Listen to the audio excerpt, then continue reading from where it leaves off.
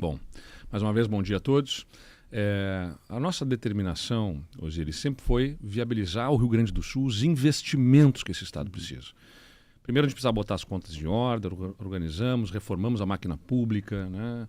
Privatizamos empresas para poder fazer com que o Estado entrasse nos eixos. E hoje o Estado do Rio Grande do Sul é um Estado que consegue pagar as contas em dia, mas tem ainda limitações de capacidade de investimentos. Porque a nossa realidade é um pouco mais dura do que dos outros estados brasileiros, por conta do que se fez de errado ao longo de décadas aqui. Se gastou mais do que se podia, se contratou servidores de um jeito que era difícil de pagar, e a gente paga essa conta até hoje, um déficit previdenciário gigantesco, uma dívida com a União monumental, e isso não foi criado por esse governo, foi criado ao longo da história. Nós conseguimos investir mais do que outros governos, mas ainda não o suficiente. E mesmo estados que têm boa saúde financeira, que não têm a mesma dificuldade que nós temos, fazem concessões de estradas. Porque é o caminho possível para viabilizar os investimentos necessários em infraestrutura. Não haverá desenvolvimento econômico com estradas que sejam como artérias, né, estranguladas, né?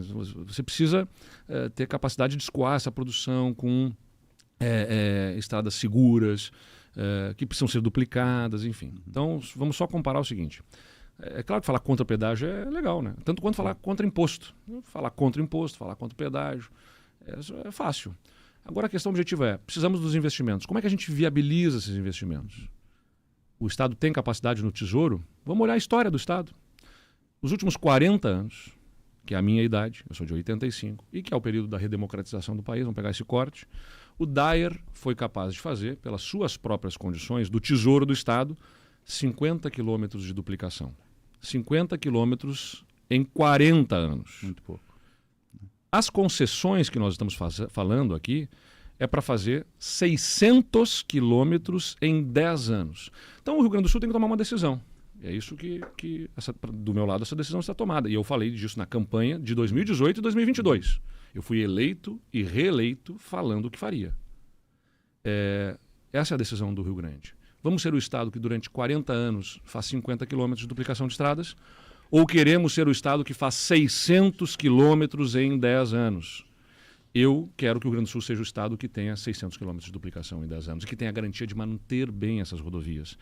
E eu sei, pelo histórico que o Estado tem, que ele não vai fazer isso com a sua própria capacidade do Tesouro. E quem fala isso ou mente ou desconhece, né, e ignora o histórico do Estado. Outros estados brasileiros estão fazendo. São Paulo, um estado governado pelo governador Tarcísio. Essa foi pioneiro, né, na modelagem, lá atrás. E continua fazendo, né? Tanto assim, desde São Mário Paulo Covas. E Minas tiveram modelos que deram certo. E desde Mário Covas, e depois passando pelos diversos governadores, pelo Alckmin, pelo Serra, né, pelo Dória. Agora com o Tarcísio está fazendo várias concessões com free flow, mesma modalidade. Assim, é praticamente idêntico ao que nós estamos fazendo aqui no Rio Grande do Sul com o free flow. O que é o free flow?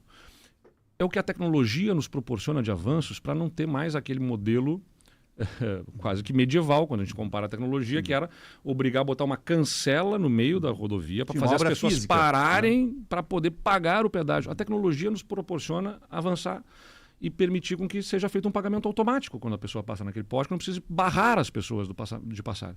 E se eu posso fazer isso com o fluxo livre, que é o que significa em inglês, né, o free flow, o fluxo livre, então eu posso também quebrar isso em mais partes e fazer com que se pague proporcional aos trechos percorridos. Faz sentido.